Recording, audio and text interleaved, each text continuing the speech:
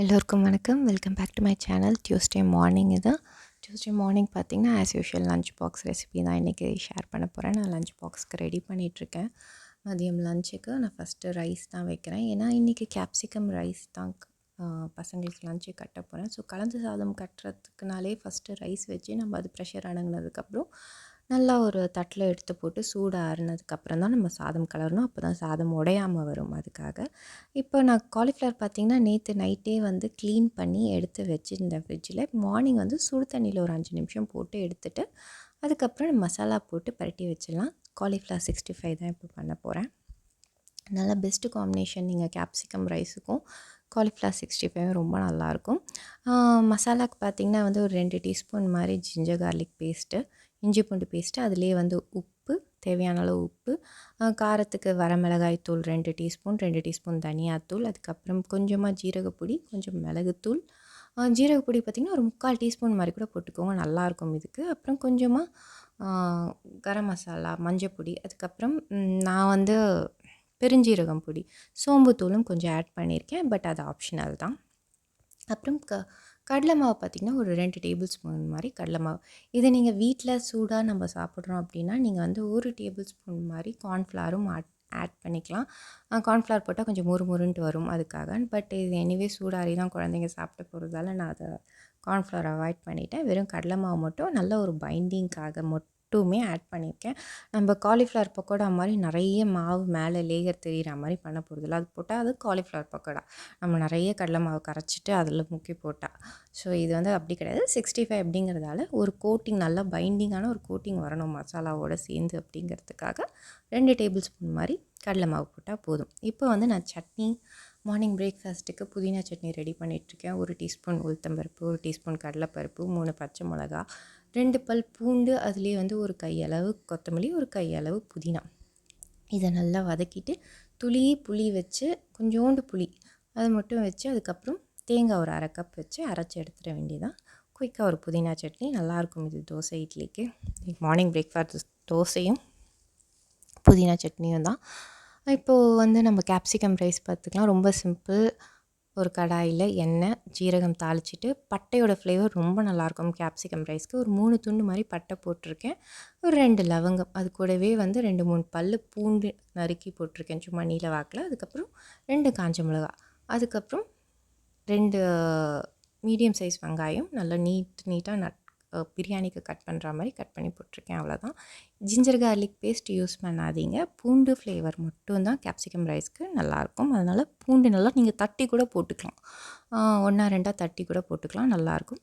அதுக்கப்புறம் கேப்சிகம் அதை ஆட் பண்ணியிருக்கேன். நான் அந்த மாதிரி நீட்டாக கட் பண்ணியிருக்கேன். பொடியாக நறுக்கியும் போடலாம். நான் கம்மியாக தான் கேப்சிகம் போட்டிருக்கேன். பெரியவளாவது சாப்பிடுவா, சின்னவ கண்டிப்பாக அதை எடுத்து தான் போட்டுற போகிறா. ஸோ அதனால் இது போதும் அப்படிங்கிறதா இவ்வளோ தான் போட்டிருக்கேன். நீங்கள் வேணால் சாப்பிடுவீங்க விரும்பினா எக்ஸ்ட்ராவாக நீங்கள் கேப்சிகம் கட் பண்ணி கூட போடலாம். இதில் மசாலான்னு பார்த்திங்கன்னா வெறும் மிளகாய் தூள் 1 டீஸ்பூன், கொஞ்சோண்டு மஞ்சப்பொடி, கொஞ்சமாக ஜீரகத்தூள், அவ்வளோதான். வேறு எதுவுமே கிடையாது மசாலா. இந்த மசாலா வந்து பச்சை வாடை போக வதங்கணும். அதுக்கு வந்து ஒரு 2, 3 டேபிள் ஸ்பூன் அளவு சும்மா தண்ணி விட்டு, அது கருகக்கூடாது அப்படிங்கிறதுக்காக தண்ணி விட்டு அது கொஞ்சம் நேரம் குக் ஆகட்டும். அந்த தண்ணி சுண்டி அந்த எண்ணெய் பிரிஞ்சு வந்ததுக்கப்புறமா நம்ம சூடு ஆற வச்சுருக்க ரைஸை வந்து ஆட் பண்ணி கிளறி விட்டுற வேண்டியதான். அவ்வளோதான். தேவையான அளவு உப்பு ஆட் பண்ணி நீங்கள் கிளறி சாதத்தை எடுத்துட வேண்டியதான். ரொம்ப குயிக்கான ரெசிபியும். உங்களுக்கு சாயந்தரம் இல்லை நைட்டுக்கு டின்னருக்கு வந்து ரைஸ் மீந்து இருந்ததுன்னா கூட நீங்கள் ரைஸ் தாளித்து நம்ம சிப்ஸ் அந்த மாதிரி எது வேணால் வச்சு சாப்பிட்லாம்.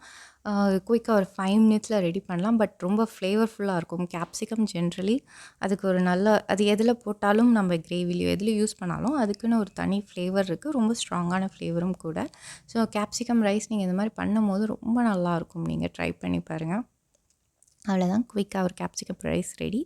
சாதம் நல்லா ஆறி இருந்தால் நீங்கள் கிளறதுக்கு இந்த மாதிரி உதிரி உதிரியாக வாட்டமாக வரும். அழகாகவும் இருக்கும், சாப்பிடவும் நல்லாயிருக்கும். அதுக்கப்புறம் நான் வந்து சைடில் வந்து சாதம் கிளறும் போதே எண்ணெய் காய வச்சுட்டேன் 65 போட்டு எடுக்கிறதுக்காக. ஸோ நம்ம ஃபஸ்ட்டே நம்ம ரெடி பண்ணால் ஒரு 20-25 மினிட்ஸ் ஊறி இருந்தால் போதும். அந்த காலிஃப்ளவர் 65 நம்ம மசாலா போட்டு பரட்டி வச்சுருக்கிறது.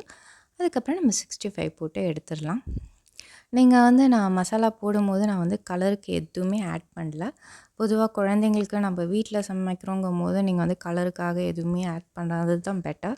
நான் வந்து காஷ்மீரி ரெட் சில்லி பவுடர் கூட ஆட் பண்ணல. ஏன்னா இது எப்படியும் நீங்கள் ஃப்ரை ஆனதுக்கப்புறம் பார்த்தீங்கன்னா, அது ஒரு அளவுக்கு நல்லா ப்ரௌனாகவே வரும். காலிஃப்ளவர் ஃப்ரை ஆனதுக்கப்புறம் உங்களுக்கு கலர் கொடுக்கும். நீங்கள் கலர் ஃப்ரை ஆனதுக்கப்புறம் பார்த்தீங்கன்னா உங்களுக்கு தெரியும். ஸோ அவ்வளோதான். 65 போட்டு நான் இவங்களுக்கு எவ்வளோ தேவையோ அது மட்டும் தான் ஒரு பேட்ச் போட்டு எடுத்துட்டு அவங்களுக்கு லஞ்ச் பேக் பண்ணிவிட்டேன். அதுக்கப்புறம் நாங்கள் மதியானம் சாப்பிடும்போது போட்டுக்கலான்னு எடுத்து ஃப்ரிட்ஜில் வச்சாச்சு. ஸோ காலிஃப்ளவர் 65 ரெடி பண்ணிவிட்டு அதுக்கப்புறம் நான் குயிக்காக வந்து பசங்களுக்கு வந்து பிரேக்ஃபாஸ்ட்டும் கொடுத்துட்டு லஞ்சும் பேக் பண்ணிவிட்டேன். நடுவில் நம்ம இதுக்கு நடுவில் போயிட்டு அவங்கள வேறு ரெடி பண்ணிட்டு வரணும். தலைவாரி விடுறது, அவங்களுக்கு தண்ணி பாட்டில் ஃபில் பண்ணுறது, முடிஞ்ச வரைக்கும் என் குழந்தைங்க அவங்களே தான் எல்லாமே பண்ணிப்பாங்க. பட் ஸ்டில் ஏதாவது ஒன்று எங்கேன்னு தேடிட்டுருப்பாங்க. அவங்களுக்கான தலைவாடுற வேலை 2 பேருக்கும் நான் தான் பண்ணி ஆகணும். ஸோ அதுக்கு நடுவில் அதில் முடிச்சுட்டு வந்து இவங்களுக்கு டிஃபன் கொடுத்துட்டு நான் லஞ்ச் பேக் பண்ணுவேன் எப்போவுமே. டிஃபன் கொடுத்து அவங்க கையில் உட்கார வச்சுட்டு அவங்க சாப்பிட்டுட்டு இருப்பாங்க. அந்த கேப்பில் நம்ம வந்து லஞ்ச் பேக் பண்ணிடலாம். முடிஞ்ச வரைக்கும் டைம் மேனேஜ் பண்ணுறது தான் பெரிய விஷயம். மார்னிங் அதுதான் பெரிய டாஸ்க்காக இருக்கும். நம்ம இந்த டைம்குள்ளே இது அவங்க அதை செய்யும்போது நம்ம இதை செய்யலாம். இந்த மாதிரியெல்லாம் மேனேஜ் பண்ணுறது தான் ரொம்ப கஷ்டமாக இருக்கும். ஸோ நான் ஃபஸ்ட்டு பிரேக்ஃபாஸ்ட்டு கொடுத்துட்டு அவங்கள உட்காந்து அவங்க பிரேக்ஃபாஸ்ட் சாப்பிட்ட கேப்பில் நான் லஞ்ச் பேக் பண்ணி பேக் ரெடி பண்ணி வச்சுருவேன். அண்ட் இதுக்கு முன்னாடி அவங்களோட ஸ்கூல் பேக்கெல்லாம் நான் சமைச்சிட்ருக்கும் போதே அவங்க ரெடி பண்ணிவிடுவாங்க. தண்ணி பாட்டில் பிடிக்கிறதுலேருந்து எல்லாம் பண்ணி முடிச்சுட்டு தான் அவங்க வந்து தலைவாரவே வருவாங்க. தலைவாரினதுக்கப்புறமா நான் நேராக வந்து பிரேக்ஃபாஸ்ட் பண்ணி கொடுத்துருவேன். பிரேக்ஃபாஸ்ட் சாப்பிட்டுட்டு அவங்க கிளம்ப கரெக்டாக இருக்கும் ஷூ போடுறதுக்கு. ஏன்னா அது அவங்க பிரேக்ஃபாஸ்ட் சாப்பிட்டு முடிக்கிறதுக்கு முன்னாடியே லஞ்ச் பேக் பண்ணி நான் வெளியே வச்சுருவேன் வாசல்கிட்ட. ஸோ இன்றைக்கி என்னோடய மார்னிங் இப்படி தான் இருந்தது.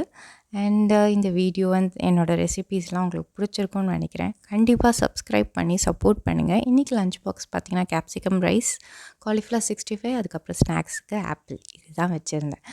அண்ட் யா, தேங்க்யூ ஃபார் வாட்சிங்.